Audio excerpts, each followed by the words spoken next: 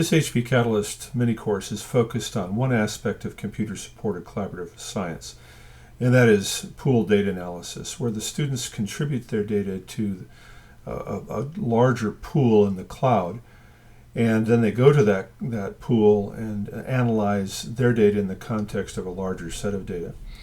One of the activities we illustrated earlier was asking the question, what causes something to sink or float? This is a classic inquiry laboratory where they try to determine what the parameters are that cause something to sink or float in a fluid. And they're given a series of blocks and asked to make some kind of prediction whether the single blocks were sink or float. Now, this is a form that you've seen before, and one of the great advantages of the form is it allows you to see the summary data, and that's because the form constrains the responses. In other words, with multiple choices, questions or check boxes and so forth, they can only answer certain items. As a result, it's easy to categorize those and quantify them.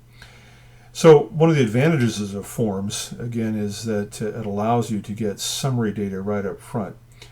However, one of the disadvantages is it takes a little bit more preparation and it's more difficult to change. An alternative is to actually present a data table, a collaborative data table in the cloud, basically a spreadsheet into which students can enter their data into specific cells. So here's a classic example from the same laboratory where student groups are given blocks of cells. And so, for example, Giovanni and Karen can only enter into this light blue section, whereas Susan and Ryan can only enter into this purple section. So it constrains them visually, although they would be able to type elsewhere. And so if the sharing privileges are set appropriately, you can see who's doing what typing. So right here, these are the people who have access to this. And again, if they are set up via Gmail and so forth accounts, there will be some accountability. Nonetheless, you may just decide to make it public, or you might want to say anyone with the link here can edit that. So if anyone with the link can edit, that's the simplest way to make things. So as long as they have the link, they can enter the data into the table. The only disadvantage of that is, again, there's not the same level of accountability for who's typing what information in what cell. So how do we go about creating a table like this? Let's start from scratch. If we go to Google Drive and create a spreadsheet, we get just a blank set of rows and columns. And let's say we want to set this data up as we had before for various different groups. Now, and so the example that we had there, they were to tie together blocks of 1, 2, 3, 4, or 5 groups. They were to specify the volume that could be calculated based upon the size of an individual block multiplied by the number of blocks. They were asked to find some floaters, in other words, a one block combination that floated and a one block combination that sank, and then do the same for 2, 3, 4, and 5 blocks sets. So here we're setting up the top, basically the category headers for a data table. And in this case, I'm going to start off with block combinations 1, 2, 3, 4, and 5. Now, since that's a repeating pattern, we can replicate that by just highlighting all 5 of those. And then once all 5 of them are highlighted, or whatever the sequence is that's repeating, we can copy that and just paste it down here. And now we have the same series there repeated for the section of the table that we're interested in. To make this a little bit more visible for students, I'm going to select all, Command A, and I'm just going to enlarge the font here to 12, and that makes it a little bit easier for the students to see what's going on. You can change the column widths by just dragging the boundaries up here at the top. Now let's go and put one other column over here. This will be called group number. All right.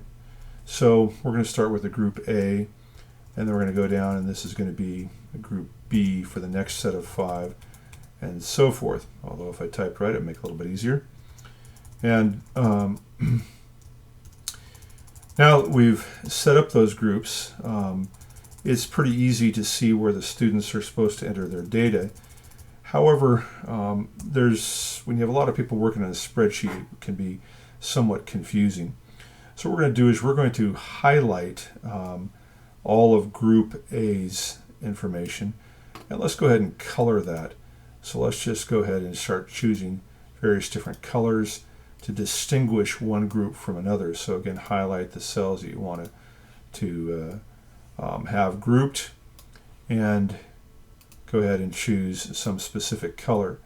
Now this doesn't prohibit people from entering in the wrong spaces, but what it does do is it highlights the user, or I should say, make sure that the user knows that these are reserved for various different groups.